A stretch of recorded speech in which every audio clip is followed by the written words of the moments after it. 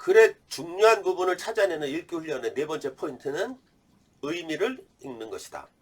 직관력은 부단한 읽기 훈련을 통해 차츰차츰 신압으로 향상한다. 직관력 향상은 수능국어 비문학 기출지문을 갖고서 공부하는 것만으로도 충분한 효과를 발휘할 수 있다. 먼저 수능 출제지문 정도 분량으로 구성된 한 편의 짧고 완결적인 의미를 지닌 글을 정신을 집중하면서 세밀히 읽되 주제 개념이라 할 수 있는 핵심 개념을 따라 생각을 집약하면서 읽는다.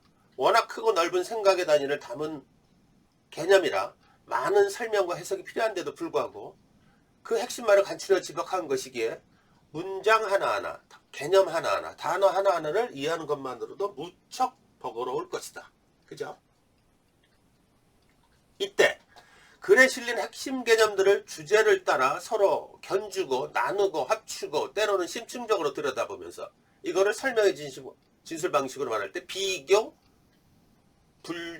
분류, 분석의 진술 방식이라 그래. 세밀히 살핀다. 이때 관련한 유개념 및 대립하는 개념까지 포괄하여 폭넓게 공부할 필요가 있다.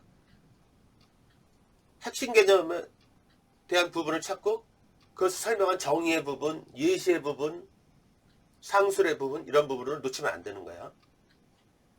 핵심 개념은 주제를 달리하면서 개념적으로 겹치고 또 겹치는 과정에서 그 의미를 다양하게 형성한다는 사실을 안다면 이것을 이해할 수 있을 것이다. 그 과정에서 핵심 개념을 따라 의미가 다양하게 변주되고 개념과 개념이 서로 밀접하게 관계를 이루면서 의미를 구성하고 있음을 깨닫는다면 글의 맥락적인 이해는 그리 어렵지 않을 것이다. 두 번째, 이게 중요한데 머릿속에서 개념의 덩어리를 만들면서 글을 읽어라. 이걸 도와줄 거야 많이. 이를 위한 첫 번째 단계는 덩어리 짓고자 하는 정보를 담은 중요한 개념에 집중하면서 글을 읽는 것이다. 글을 읽어 중요하다고 생각되는 무언가를 처음으로 받아들일 때는 머릿속에서 새로운 신경 패턴을 만들어 그것을 두뇌의 여러 부위에 분포된 기존 패턴, 다시 말해 배경지, 기존 지식과 연결한다. 그 과정에서 머릿속 생각의 회로가 새롭게 만들어지면서 한편으로는 의미 있는 중요한 기억으로 강화되고 다른 한편으로는 사고의 폭을 확장한다.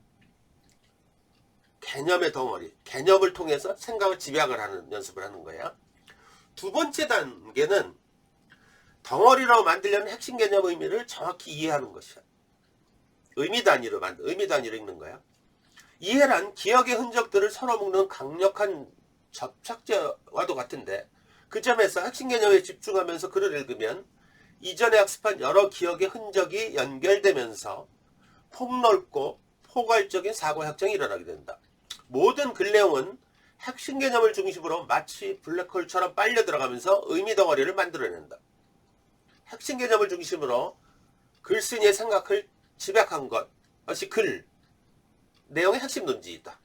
글, 단락, 생각단이 핵심이란 말이지. 글을 읽으면서 이 부분, 다시 말해 중요한 내용을 명제로 간략히 정리할 수 있는 능력이 바로 독해력이다. 그 중심에 핵심 개념이 들어있다. 그러니까 글을 읽으면서 핵심 개념을 파악을 하고 핵심 개념을 생각으로 글 내용을 집약을 하고 그러면서 의미를 파악해. 그렇게 되면 어떠한 명제를 끄집어낼 수 있어. 명제는 뭐야? 판단의 진술로 글의 결론이야. 명제는 하나일 수도 있고 여러 개 있을 수 있어.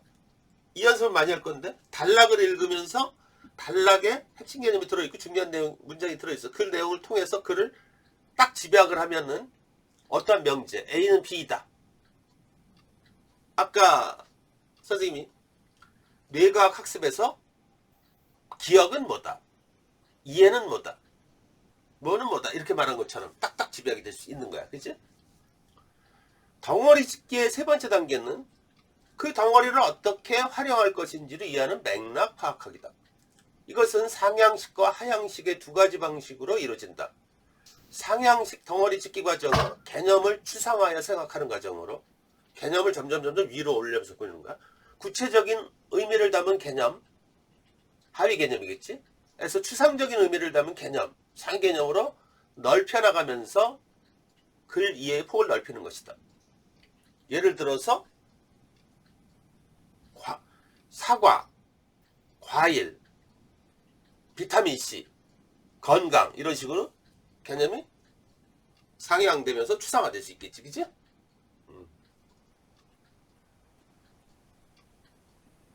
추상화는 사물 또는 현상의 어떤 공통적인 요소, 측면, 성질을 추출하여 파악하는 것으로 개념을 추상화하는 과정에서 핵심 개념의 본질, 즉 개념의 의미를 파악할 수 있다.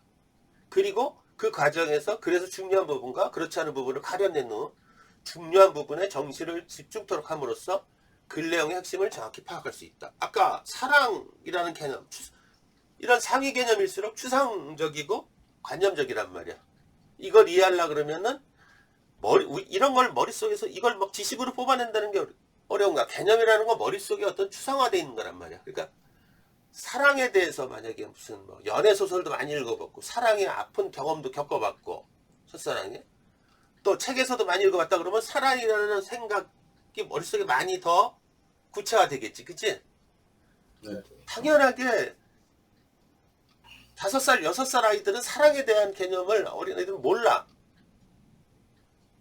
젊은 애들, 초등학생들도 잘 모른단 말이에요. 그래서 게임만 하고. 그런데 점점 나이를 먹어가면서 올라가면서 학년이 올라가면서 첫사랑의 아픔도 겪고 또 뭐 연애소설도 많이 보고 영화도 보고 막 이러면서 점점점 사랑에 대한 개념이 더 많은 게 구체화되고 그러니까 머릿속에서 딱 사랑이 뭐라고 규정되지 못하지만은 어떤 범위, 요소, 측면, 어떤 성격 이런 것들이 그려지잖아. 그치?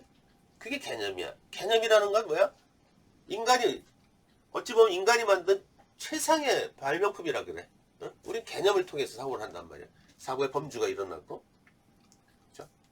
한편 하향식으로 큰 덩어리를 나누는 과정은 추상적인 의미를 담은 개념, 다시 말해 상위 개념에서 구체적인 의미를 담은 개념, 여기 하위 개념으로 좁혀나가면서 글 내용의 의미를 구체화하는 것이다. 핵심 개념일수록 추상화된 의미를 담고 있기 마련인데 추상화라는 것은 폭넓은 일반성을 가지는 대신에 이를 쉽게 연상, 다시 말해 생각을 구체화할 수 없어서 이해하기 힘들다. 이때 개념을 상위 개념에서 하위 개념으로 좁히면서 그리고 개념이 표상하는 지식이나 지적 체험의 설명이나 사례를 연결해서 구체해 나가면서 글 내용에 나가면은 글 내용 핵심이 포착될 수 있겠지. 개념에 대한 상향식 의미짓기와 하향식 의미짓기 과정, 다시 말해 개념의 추상화 과정과 구체화 과정은 모두 글의 중심 생각과 글 내용의 핵심을 파악하기 위해 꼭 필요하다. 상향식 접근과 하향식 접근이 만나는 곳에 맥락이 자리한다. 이게 중요해. 좀 더 정확히 설명하면 의미단위 읽기에 있어서 개념의 덩어리 짓기는 글 내용의 핵심이자 중심 생각을 어떻게 효과적으로 파악할 수 있는지를 배우는 과정이고 맥락의 이해는 개념과 개념의 관계를 살펴 문제 해결을 위한 접근 방법, 즉 논리적 사고력을 키우는 과정이라 할 수 있다. 결국 이 모든 것은 충실한 개념 이해 학습을 통해 실현될 수 있음을 알고 있어야 한다. 알겠지?